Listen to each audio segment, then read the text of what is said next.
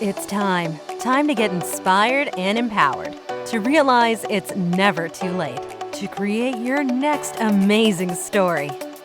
Get ready to break through, transform, and start living the life of your dreams. So, are you ready?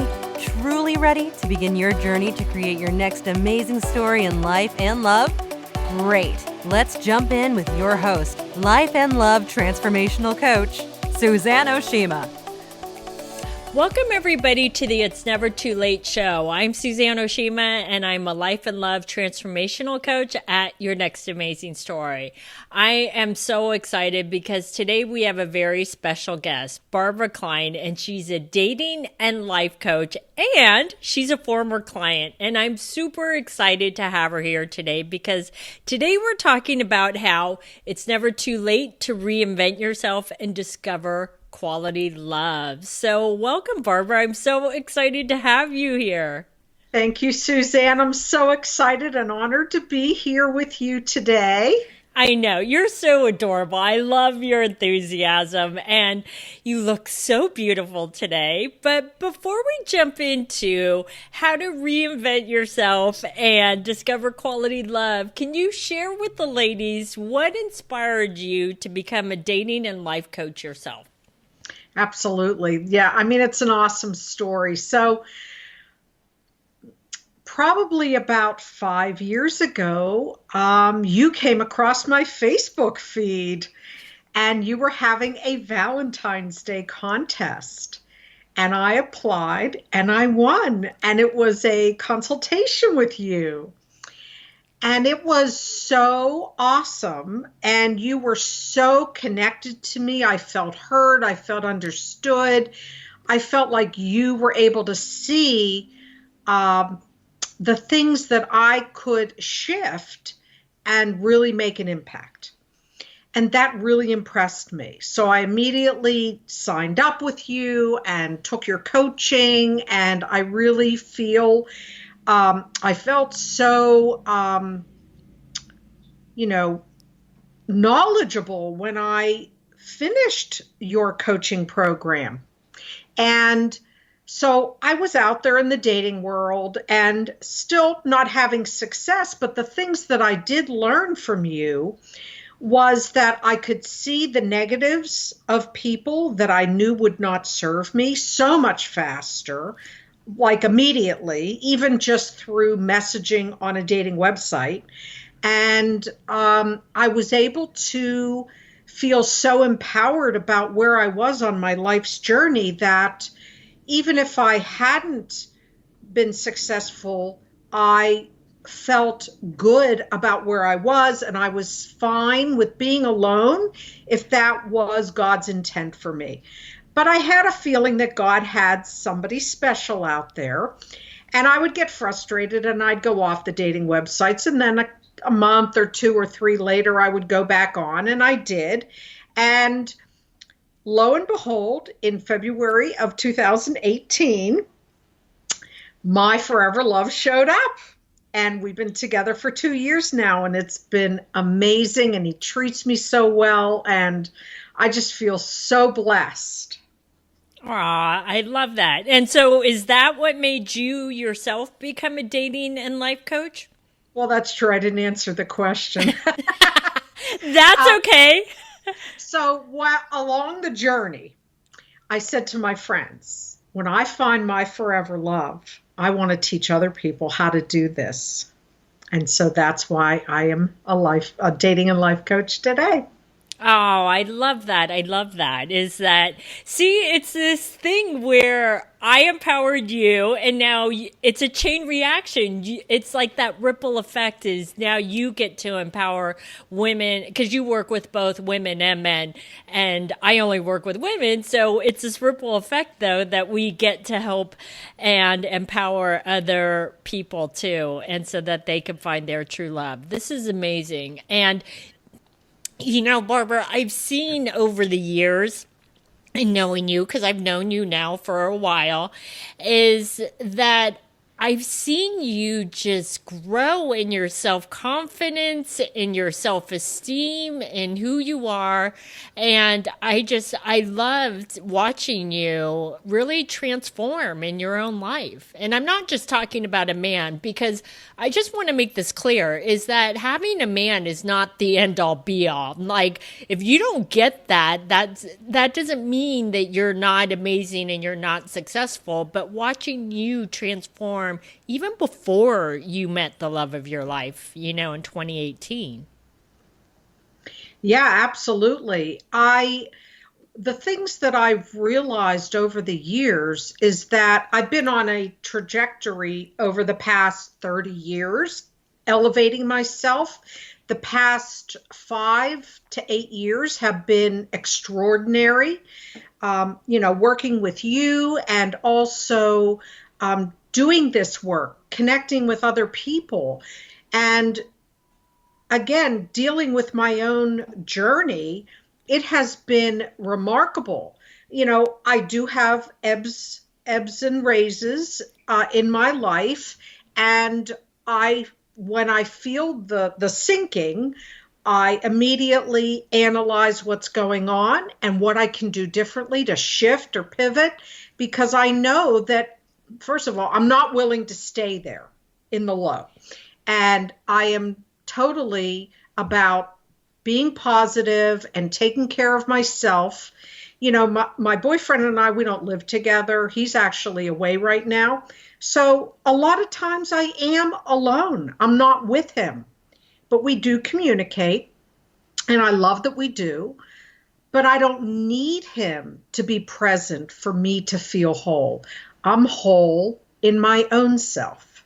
Right. And I love that you just shared that. So, Barbara, before we worked together, were you looking for a coach to work with, or were you like, let me just see what this is?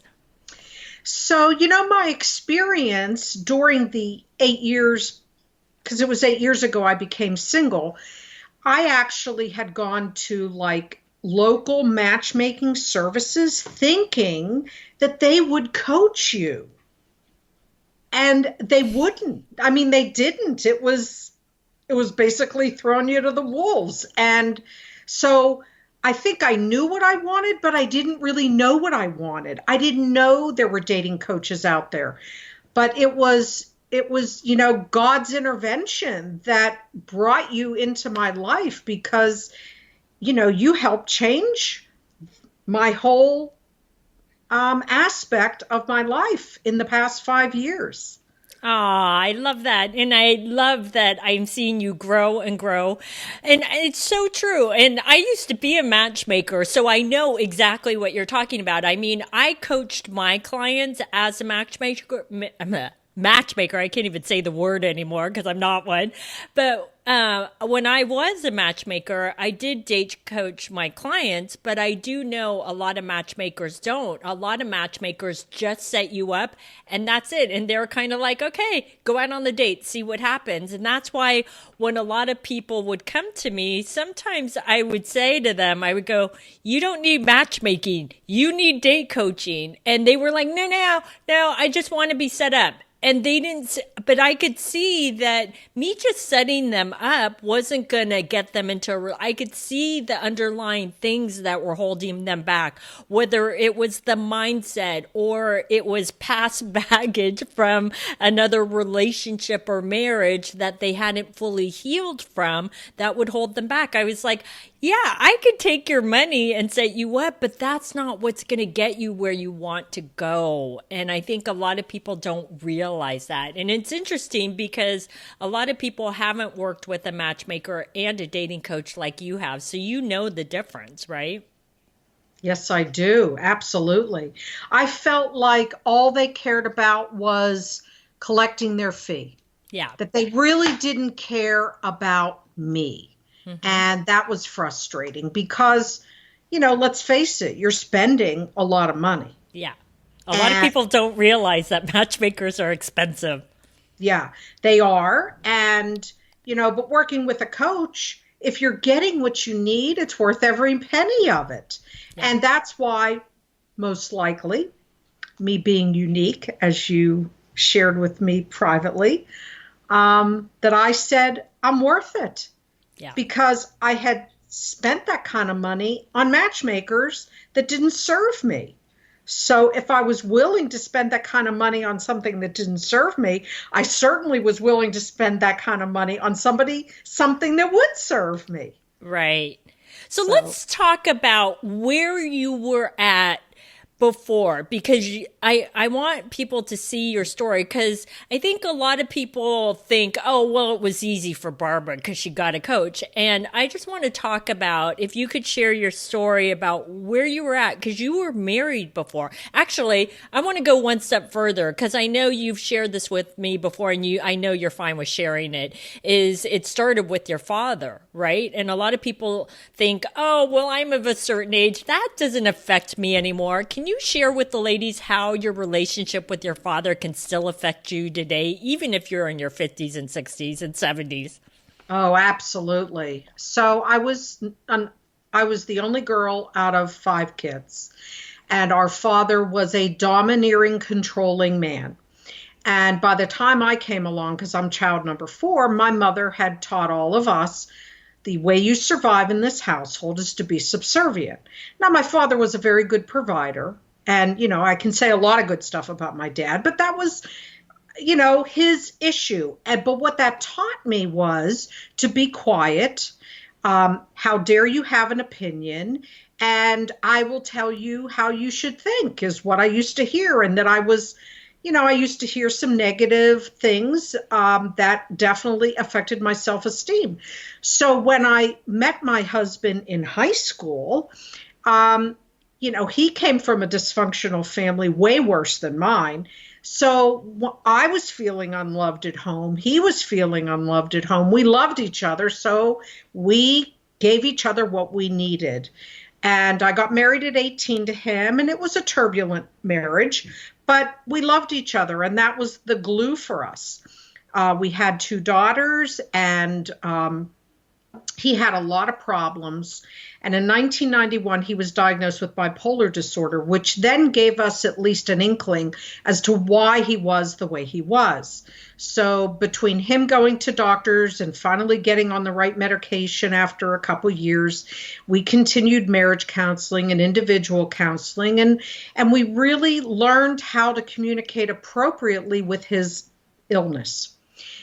He had an accident that was pretty devastating for him. And at the time of the accident, he was 350 pounds and was only 5'10". So he basically, the last year of his life, was in bed most of the time. And the only way he could be out of bed, because no doctor would do back surgery on him, was to unfortunately take pain medication. And in the winter, he was diagnosed with sleep apnea, and he had a machine. So on June 20th, 1998, I woke up and he did not. And unfortunately, he died because he pulled his mask off and he was too sedated to wake up. So it was very devastating. My kids were 14 and 10 at the time, and I was a mess. They were a mess. It was a horrible time. And the thought in my head, because I was 100 pounds overweight at that time, was, who's going to love me now? And so after 6 months or so, there was somebody that was friends with him that I didn't really know well, but I knew he was divorced and he was an electrician and I needed work in my home. So I called him and he came and he looked at the work and he would call me about the job and the conversations would get personal, and he would advise me on how to deal with my kids because at the time I was horrible. And so we just kept it as friendship for a while. And then after about close to a year, when my husband had passed away, we started dating. And we were in a relationship for 14 years. And after the last 3 to 5 years of that relationship, I realized it wasn't serving me. And it took me a while to really analyze it and figure it out. But I did. And at that point, we were living together, so I asked him to leave. And that was 8 years ago, and that's when my journey, where you came into play, happened. So both my husband and my boyfriend were both domineering, controlling men, and they didn't serve me or feed my heart in love. So let me ask you a question, Barbara, because that's interesting. You ended up with two men that were similar to your father, right? Mm-hmm. So when your husband passed away, that was traumatic, right? And then you ended up in this relationship with this man for 14 years, you said? So I know you had mentioned when the marriage ended, you said, who's going to love me as I am, right? So at 14 years later, how did you get the courage to say, you know what? I need to leave this relationship because it's not working for me, because I'm sure you were afraid. And like, maybe I should just stay with him because maybe there's nobody better out there. So how did you get that courage to leave? Because you and I were not working together. You did this on your own. I did. So there was something that occurred in my life in 2006, and I had weight loss surgery, which helped my self-esteem. I took off the 100 pounds, and so that elevated my self-esteem. But also there was a period of time that I realized a few years into my weight loss that I started gaining my weight back. And that was one thing that I promised myself I would never do. So I really had to sit back and assess, what am I emotionally eating about? Because that's really what my eating was about, was emotions. Mm-hmm. So I analyzed that, and that's when I realized that I was emotionally eating over the lack of love and connection in that relationship. And there was a point that came where I basically had enough. And I said, it's time for you to leave. So that's what happened. Wow. So without having a plan in place, right, did you immediately start dating, or did you wait a couple years before? Did you heal? Well, I knew I needed to heal. So at first we were of the mind that maybe we'll try like dating and see if we can get this relationship back together, which after a few months I was like, no, that's not happening. And then, but I knew I needed to heal. So I probably waited about 6 months until I actually got on a dating website, but I knew that I was showing up needy and doing all the wrong things. So, yeah. So it took a while. And again, I would get off, get back on, get back off, try the matchmakers. That wasn't working. And then I discovered you. And did that help build back up your self-confidence and self-esteem and knowing your self-worth and what you have to offer a man? Yeah, because at that time when we separated, I knew that I didn't really know who I was. So I decided, okay, what am I going to do to do something for myself? So I went out and I made girlfriends. I joined Meetup and I made friends, because in both relationships, I was feeling isolated. I also thought about, what did I used to do as a kid that I enjoyed? And that was, I used to do ballet. I loved it. But I found a Groupon for ballroom dancing. So I started with that, and I took ballroom dancing for a while. So yeah, again, serving myself, taking care of me, thinking of myself, because nobody else really ever thought of me. Yeah, people showed concern. My kids cared about me, etc. They were adults and on their own. But this was the first time I ever lived alone, ever. So it was all about me, and I was totally okay with that, because I have been giving and serving everybody all those other years. Oh my goodness. I think every woman that has kids and, has taken care of everybody else, and that she's hearing you go, this is my time, right? I get to focus on me, and I love that. And so, Barbara, one of the things I think you're fine with me sharing this is that as we started to work together, first of all, you were so positive when we first spoke. And when you said to me, and I never forgot it, is, I'm worth it. And I was like, wow, I love that she just said that, because that tells me she is so in touch with herself and she believes in herself and she believes that this is really going to help her. And I will tell you, every client that has ever jumped on a call and has had that attitude, maybe not said the same thing you did, but has had that are the ones that always get into the relationship at some point. It doesn't matter how long it takes, but at some point, because number one, they never give up, which you never did. And I just want people to understand that dating is an up and down roller coaster ride, because you did get into a relationship with somebody where it didn't work and it didn't end well. But what made you keep going? The thing that made me keep going was knowing, I just knew there was somebody special out there, that God does not intend for us to be alone. That's my ultimate belief. And yeah, I mean, I was perseverant. Oh, I love that. Well, and you were. And then how did you meet Ed? Can you share with the ladies how you met Ed? Absolutely. So I had a hiatus for about 3 months. And so I got back on the dating websites, and I actually found him on OkCupid. And I just randomly sent out messages to profiles that I believed were real and that the content had quality in it. And so I just sent out a message that said, "Hi there." And he responded. And the first thing he said to me was, "I wasn't sure you'd be interested in me because I don't ballroom dance." And I said, "That is not a deal breaker." Oh, I love that. And so then after that, after the first couple of dates, how long before it turned into a relationship? Well, I really try to maintain an even keel, not to get too excited, not to put too much emotion into meeting somebody or even chatting with them online. That was my mantra at that point. Just lay low. Whatever happens, happens. Just allow it to flow naturally.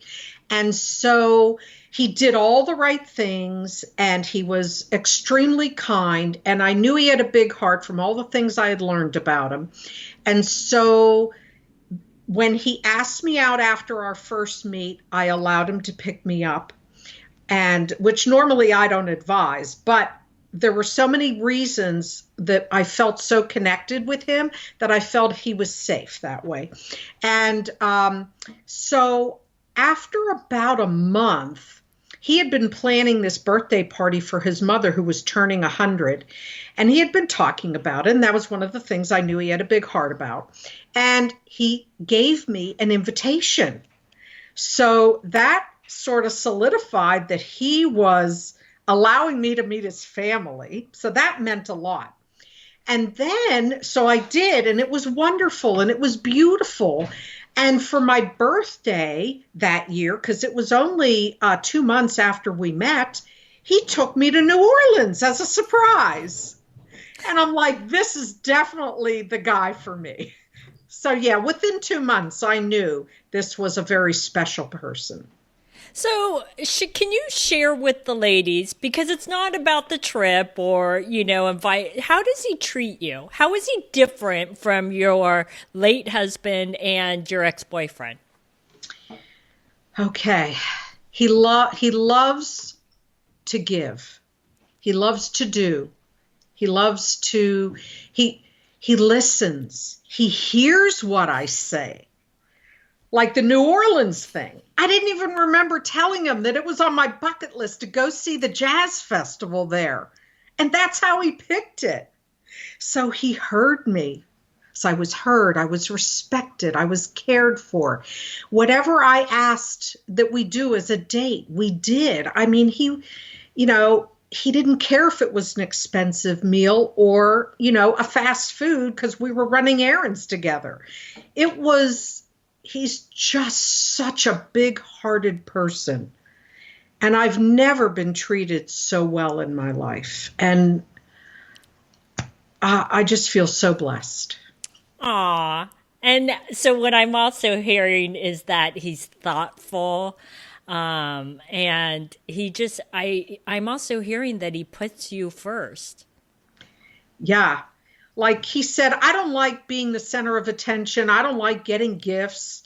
I mean, of course, I give him gifts and I've had a birthday party for him, but he'd rather give and do. And I could hear that when he would share information with me before we even met. That's how I really felt that he had such a huge heart that he was worth taking a chance on. Oh, I love that. So, Barbara, what would you say to that woman that is feeling like she may not be in a relationship or marriage? Let's just say she's been single for a while, maybe 5 or 10 years, and she's feeling like I've tried everything and it's not working. And she says, you know what, Barbara and Suzanne, I'm just going to give up. What would you say to her? I would say, sometimes we need to self-assess and we need to pivot or change or take a look at, what is my part in this? What do I need to fix or change or alter in order to present myself differently to another person? That means so much. To be open to change is it's a gift, because change is inevitable. And in order to be able to self-assess for the purpose of change, for the purpose of self-improvement, that's huge. Yeah, and you might be pleasantly surprised. I think that a lot of people are afraid to step outside their comfort zone, but as they say, miracles happen when you step outside your comfort zone and you have the courage to do that. So this has been amazing. So Barbara, can you share with the ladies, I know you have a free gift, and where they can find that? Yes. So I guess, Suzanne, you'll put the link in a place where it's called The Do's and Don'ts on a First Date. So it's a guide for what you should do on a first date and what you should not do on a first date. And trust me, ladies, Barbara knows. So that being said, ladies, if you would like to get Barbara's free gift, you can click on the link right below this video. Or if you're listening to the podcast, you can go to yournextamazingstory.com and find Barbara's interview, and you'll see the link right there. So thanks, everybody, for joining us on the It's Never Too Late show. Our show is available both in audio format and video format, which can be found at yournextamazingstory.com. Love today's episode of the It's Never Too Late show? Then head on over to yournextamazingstory.com to continue the conversation, get access to show notes, and get more amazing content.